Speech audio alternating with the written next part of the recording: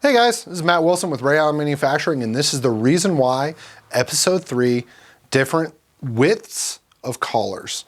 If you know anything about working dogs or have been a part of the working dog world or been on our website, you will see that there is everything from, a 1/2 inch collar all the way up to 2 inches. There's collars out there that are 3 inches. We're making one for a friend right now that's going to be 3 inches for the Rottweiler. And, there's a lot of understanding and reason, and the reason why we make them in different sizes. And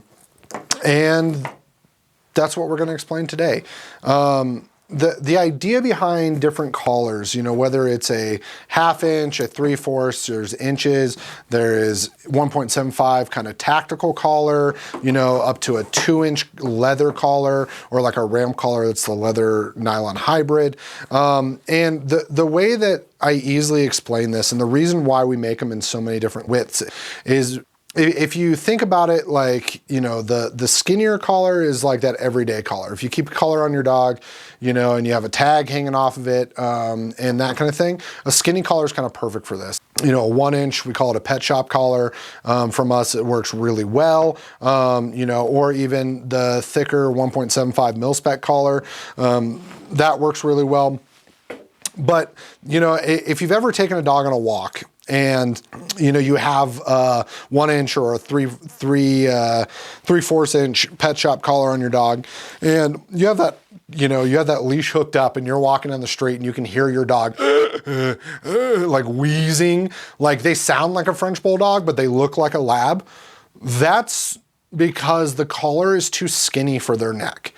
And a good way to explain it to you is that if you take 4 fingers and put it on your neck and push down and evenly pressured, I can still talk with 4 fingers.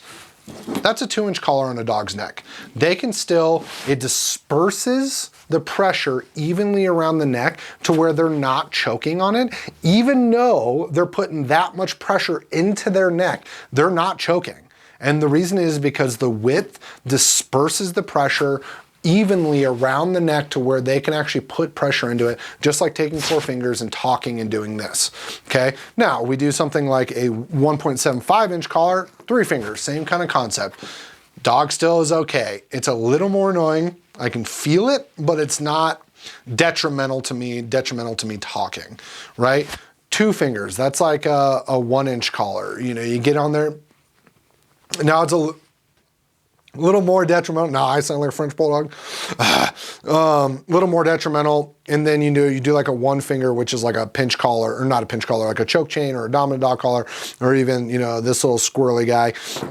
You put that there. Instant detrimental. These are, the reason for the skinnier ones are for, having a collar on your dog, having the tag, your dog wears that every day. Totally fine. It's not for agitation. It's not for pushing. There's a reason why they don't say agitation on them, and then you take a wider collar like the 2 inch and the 1.75, and you're going to be able to the dog will be able to put a lot more pressure into it without having that, gag reflex or airway cut off because of the width. So that is the reason why you will see a lot of different widths of collars when it comes to dog collars, and you got to find the one that works best for your dog. So that's the reason why, presented by Ray Allen Manufacturing. Hope this information was helpful. Thanks, guys.